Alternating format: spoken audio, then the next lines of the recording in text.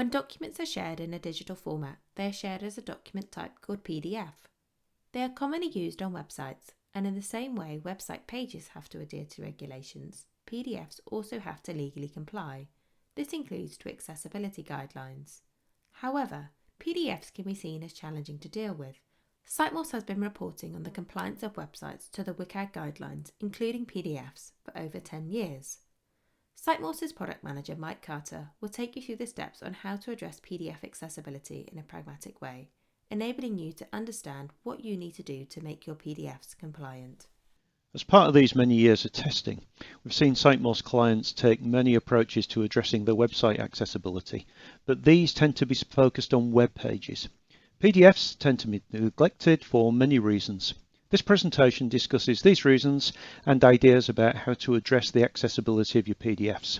It's called Pragmatic Accessibility because it's based on a very similar weekly presentation we did about how people address the accessibility of their web pages.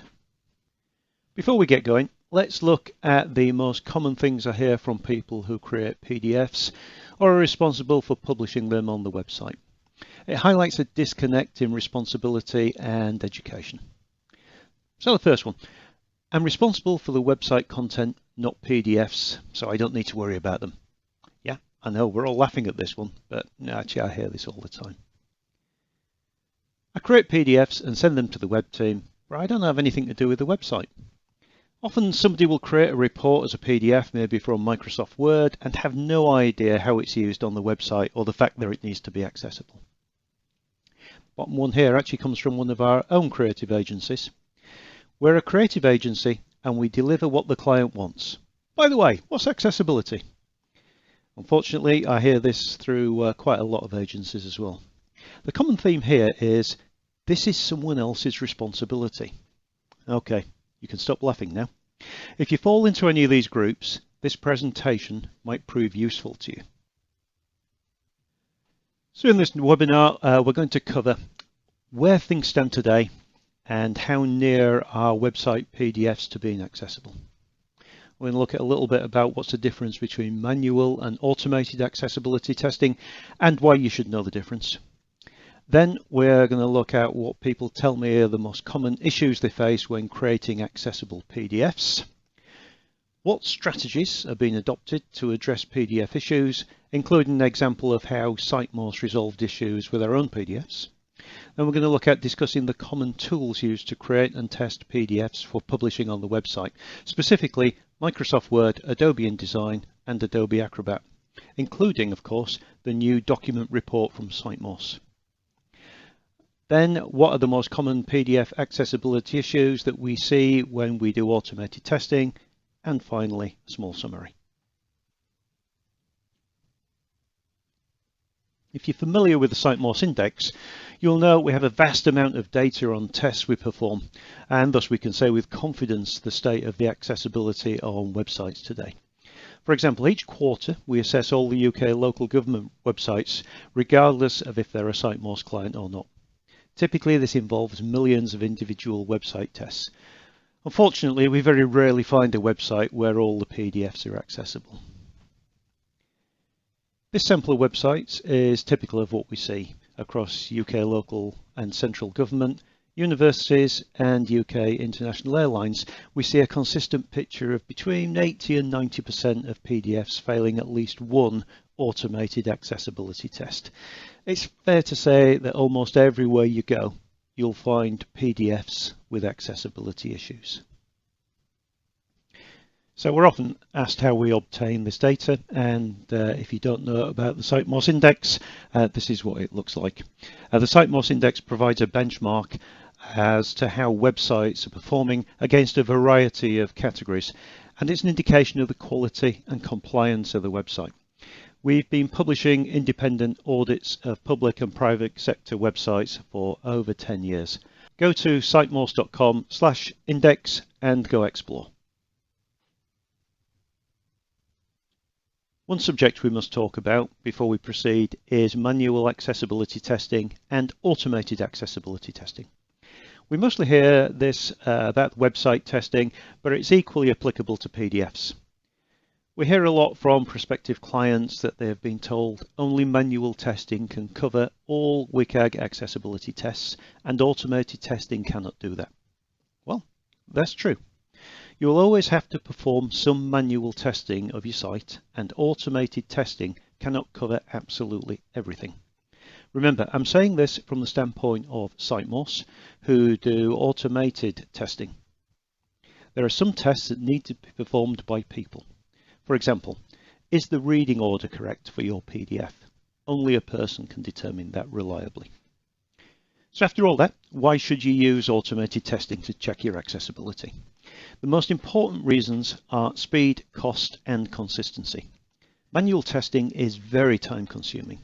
It can take an accessibility expert hours to perform every WCAG PDF test on every PDF page manually.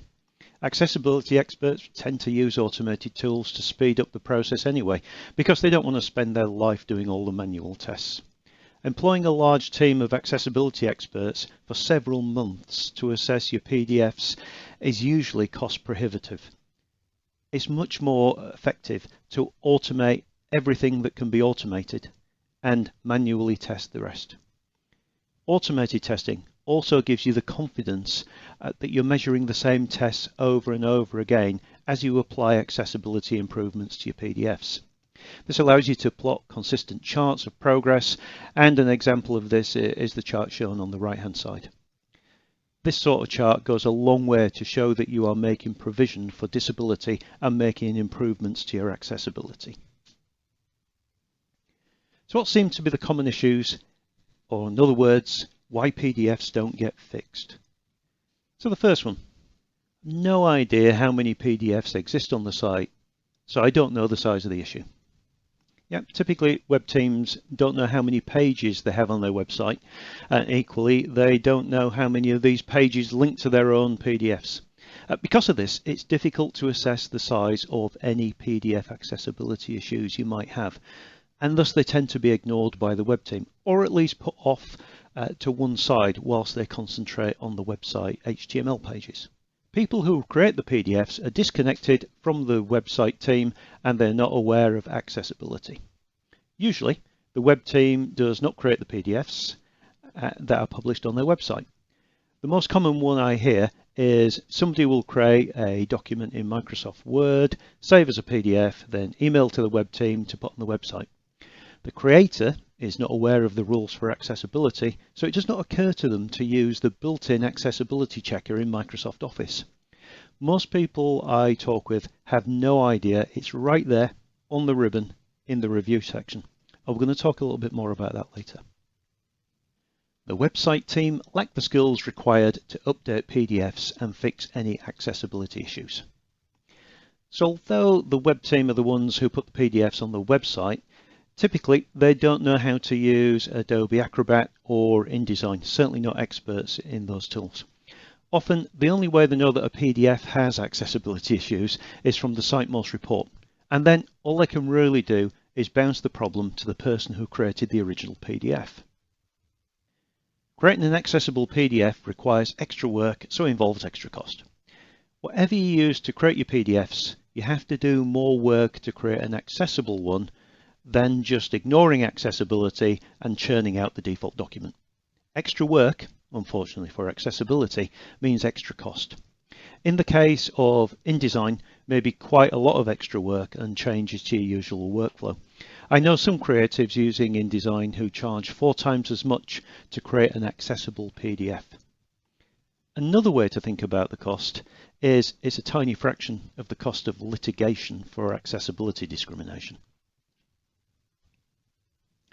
So when people test the accessibility of PDFs, what rules and techniques do they use? The generally accepted international standard for accessibility tests is based on the standards in the Web Content Accessibility Guidelines, or WCAG.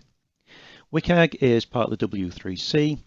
It is these standards on which SiteMoss base all our accessibility tests. The current version is WCAG 2.1. The techniques for achieving accessibility are in the priorities A, AA, and AAA. For compliance with most legislation requirements, A and AA standards are sufficient. You can sometimes see this referred to specifically in legislation, and I know it's the sort of thing that turns up in the fax you receive in the US when the class action arrives. Yep, they still use fax machines in America. WCAG has 23 PDF techniques. Some can be tested automatically by examining the contents of the PDF, but some others require manual testing, such as checking the reading order. Your PDF strategy. It's important you know it. So here are some of the most popular techniques people are using, either singly or in combination. They're roughly orders in how often I've heard them being considered in a strategy. First one is minimize using PDFs. This includes removing old PDFs from the website entirely. Often when you see a list of all the PDFs on your site, you'll say to yourself, oh, why have we still got that one on the site? Replace PDFs. Where you might have used a PDF in the past, replace it with a web page. For example, it used to be quite common to create a form in a PDF because you had full control over the page layout. So when your site visitor printed out the page, half the form did not end up on page 2, even if the printer was loaded with letter-size paper. PDFs can incorporate online forms, but it's much more common now to have these forms on a web page. Why use a PDF if a web page will suffice? If the PDF just contains text and a few images, this makes a perfectly good web page. One lazy excuse for not doing this is that it's easier to take a PDF and put that on the website than take the text of a document and create a web page from the text. Maybe you should think about this the other way around. It's easier to create a web page from document text than it is to take a PDF with no accessibility at all and turn it into an accessible PDF. So education seems to be low down on the list here, but I think it's probably the most important. The reason I think this will be explained on the next couple of slides, so more about this later. And the final one on this little list is contract requirements. I've not seen a lot of this in the UK, but I know it's something with more traction in the US. The idea is to include the requirement for accessibility in all PDFs created for you by external agencies. Of course, downside of this is it almost certainly mean a higher cost of production, but as mentioned earlier, a lower cost than litigation. Now for an example I mentioned in the previous slide. In SiteMorse, we don't create our own PDFs. We have a couple of external creative agencies creating them for us so they can apply their creative skills to make engaging documents for us. Our agencies use Adobe InDesign to create the PDFs, and once the text and layout has been agreed and gone through several iterations of approval, the PDF ends up on my desk so I can check it for accessibility and apply any accessibility fixes required. The screenshot on the right shows one of our old PDFs being created in InDesign for a sister company of SiteMorse called AAA Track. The agency created the logo from lots of different parts. Once they had got it right, they then copied this to every page in the document. When it arrived on my desk as a PDF and I put it through Adobe Acrobat's accessibility checker and SiteMorse's accessibility checker for PDFs, there were over 300 images with no alt text, mostly from this fragmented logo that was on every single page. If you've ever edited a PDF with Adobe Acrobat, you'll know there's a very good tool to fix the alt text on images, but you have to go through each one, either marking it as decorative or adding some text. Needless to say, doing this 300 times is more than tedious. So what did I do to make life easier for myself? I invested a small amount of time educating my suppliers. I explained to them about the requirements for accessibility and showed them how time-consuming it was to fix the accessibility issues. We looked at how the images were created, and we also looked at how they could mark all the background images as decorative. We also discussed setting the language and title, exporting the PDF with tagging, and as many other things as possible without increasing the production price. The next time a PDF landed on my desk from them, Acrobat and SiteMorse only flagged 7 images. 5 of those provided nothing extra than the accompanying text, so I marked them as decorative, leaving just 2 to add the alt text. Now, the really interesting thing about this whole exercise is that what the agency provided to me still was not 100% accessible. There are still a couple of things I had to do with the alt text and tidy another couple of things up, but it was far easier than what had been provided before without increasing the cost of production. But hang on, what about those ancient PDFs I have that I cannot really change? Well, the regulations for government-funded websites say that if the PDF is not for an administrative process, that is, for example, helping people through the process of dealing with something on your website, then it's okay to not change it and mark it as rel equals archive. The proposed W3 standard for this is to use this attribute called rel equals archive, and that means we will check it exists, but treat it as historical from a document purposes and not check its individual contents. We've got a very good blog article on this. You can go to sitemorse.com/support and select the PDF accessibility tags, and you'll see the full article. These are the tools I see people using the most for creating PDFs and end up on the website. I use all of these myself to differing degrees. Before we get into the tools, it's worth mentioning that some websites, particularly those with enterprise content management system behind them, can generate PDFs automatically from content. I've seen a number of these, but not one used as common as Acrobat or InDesign or Microsoft Word.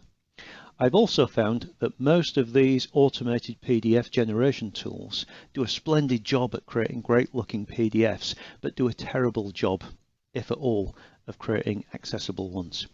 Even Adobe says their Acrobat SDK library can create accessible PDFs, but their own PDF SDK library cannot.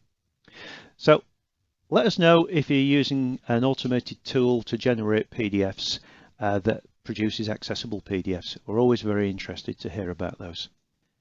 So let's go through these. Adobe Acrobat has an excellent accessibility checker.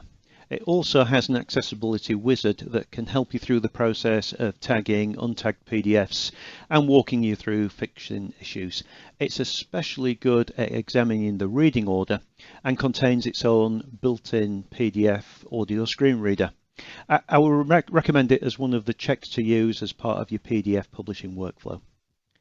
I have it as an essential part of my PDF checking workflow, and the upper screenshot on the right shows it with the reading order tool open.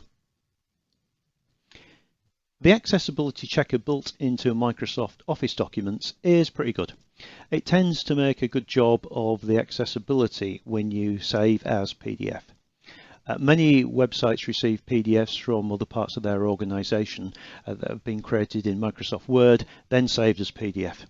Using the accessibility checker first will create much more accessible PDFs. The lower screenshot on the right shows an example for PowerPoint with the accessibility checker tool open. If you look carefully, you will see this is a screenshot of the accessibility checker for the page I'm presenting at the moment, and it contains a screenshot of the accessibility checker, which contains a screenshot of the accessibility. You get it, like the 1970s top of the pops special effects.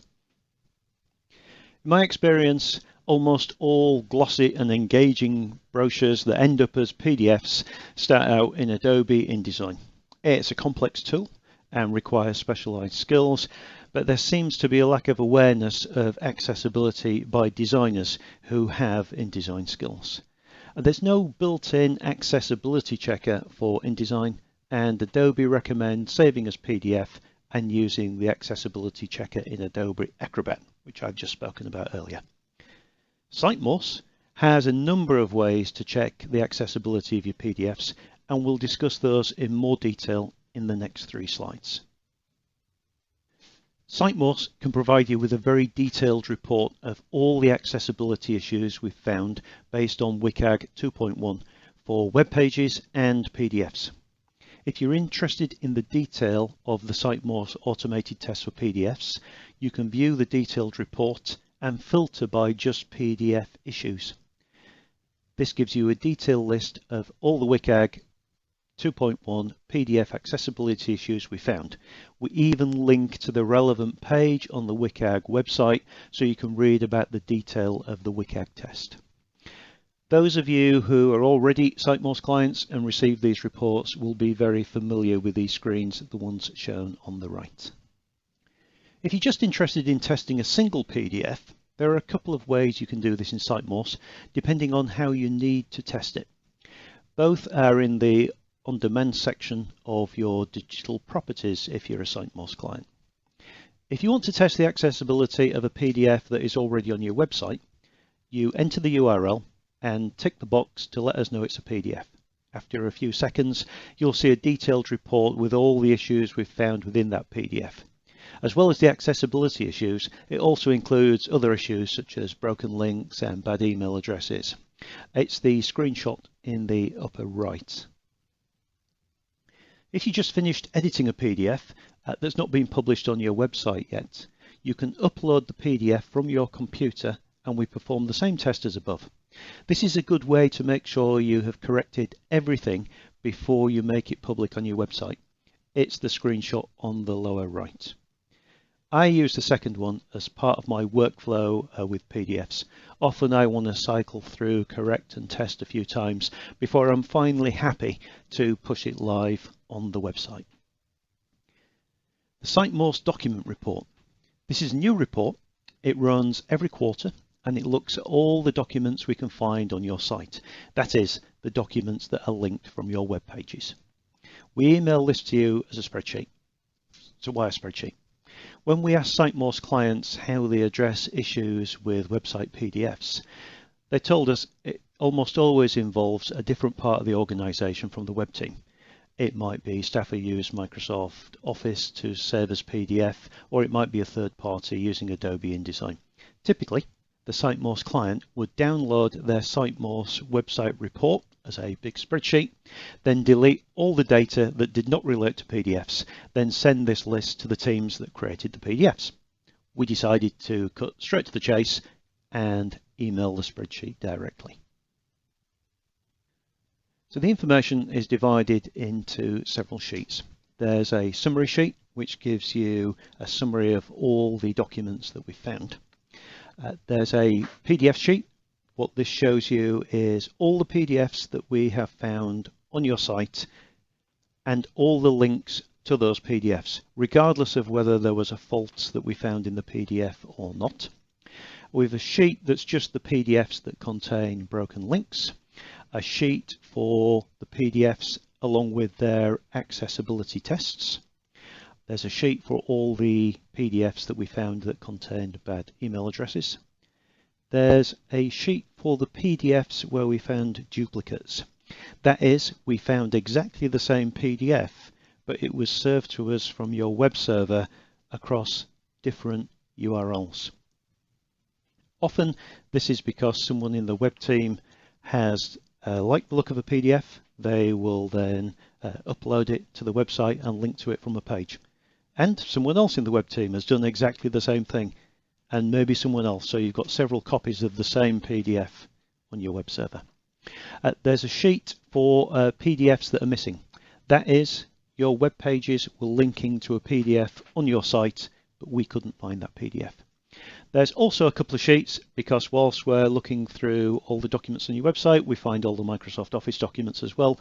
So there's an MS Office sheet and an MS Office with broken link sheet.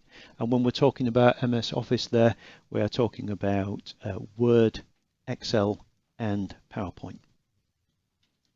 Notice 3 of these are bold and underlined. If PDF accessibility is your main concern, you might be tempted to go straight to that sheet and spend all your time there doing your analysis and creating your pivot tables. Don't ignore these other underlined sheets. The summary sheet tells you the size of the problem you're facing because it tells you how many PDFs we found. If we only found 200 PDFs, your strategy might be very different to say, for example, if we find 5,000 PDFs. By the way, we find several thousand PDFs on most local government sites. Remember, this was one of the common issues a few slides ago. This sheet gives you the answer to that question. The PDF sheet contains a list of all the PDFs and which pages link to them, regardless of if we found any issues or not. If part of your strategy is to remove PDFs from your site wherever possible, this is a convenient list of pages you'll need to update when you remove those PDFs. And if you are removing those PDFs, you will have to update those page links. The PDF duplicate sheet contains a list of PDFs that were identical but found on different URLs. So if part of your strategy is to correct the accessibility of your PDFs, then what you want to make sure is you're not doubling or tripling work by correcting identical copies of PDFs across your site. So maybe one of the first things you want to do is to remove those duplicates.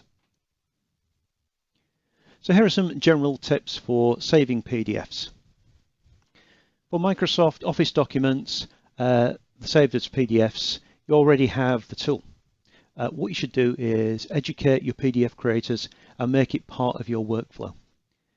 If they keep forgetting, there are tools you can employ. One example we use in marketing at SiteMorse is Dania Software's Accessibility Checker, which takes you through all the steps to make sure the PDF you create is accessible. For Adobe Acrobat, invest time in learning how to use the built-in accessibility tool. Even if it's the only thing you ever use in Adobe Acrobat, it's worth the monthly fee just for that. It's probably the only way you'll have to fix PDFs that turn up on your desk, and it's particularly good for the reading order. For InDesign, educate your designers and make sure they include a few small additions as part of their workflow. These are to set titles and languages when exporting to PDF, create tagging structures, and if you can, make them test with Adobe Acrobat before they send it to you. You could always enforce this by contract if they are external to your organization, but typically they will charge more for the extra work. Educating everybody concerned is probably the best tip for ensuring accessibility of your PDFs. On this next couple of slides, I want to point out some issues that we see all the time in almost every PDF we examine. Here are two issues we see with almost every PDF because it's set in the document properties rather than in the visible text. It's very easy to fix these, so please fix them. Microsoft Word usually does a good job at getting these right because it already knows the language, because it's trying to spell check, and you can set the title in the document properties. Adobe Acrobat's Accessibility Checker is a nice, easy tool to fix both the title and language if they've not already been set. And for InDesign, you can set these when you do an interactive PDF export. They're there on the dialog right in front of you. In all three of the above, it's almost no extra work, so there's not really an excuse for ever having these in your PDFs. Another common issue we see is with images, either not marked as decorative or not containing information about the image. People will choose a PDF over a web page when they want to create stunning imagery and really make a document stand out. In a lot of these cases, the imagery is usually literally decorative. Make sure you're not the one having to test 300 images as decorative because your brochure agency didn't. This might be where you need to do a few manual checks as well. You need to check that any image that contains information that is not in the text of the document is properly described. For example, if there's an image of a bar chart with percentages of PDFs passing WCAG 2.1 for each section of your website, and those percentages are not described in the text, then how can somebody using a screen reader find the information? In this case, you need to describe the image in the alt text. If you're not sure what's a good alt text, imagine describing the information in the image to someone over the phone. In summary, here are a few things to remember. If you've not got a PDF strategy, then now is the time to collect up all the information and define one. One part of your strategy might be to mark old PDFs as archived wherever possible. Education is key. So your target should be to make accessibility habitual. The next time anybody in your organization creates a PDF, they should be thinking about how it affects accessibility. Even if the PDF is never going anywhere near the website, accessibility is a good thing to have in everything you do. In the same way you might proofread your MS Word doc before you save it as a final version, you should open it using the accessibility checker as part of just proofing checks. Sometimes you need to enforce a process to get people to do that little bit of extra work. It's worth it, particularly if it means fixing the accessibility of your PDFs. PDFs are not going away in the near future, so they won't stop being added to your website. That means you cannot stop either.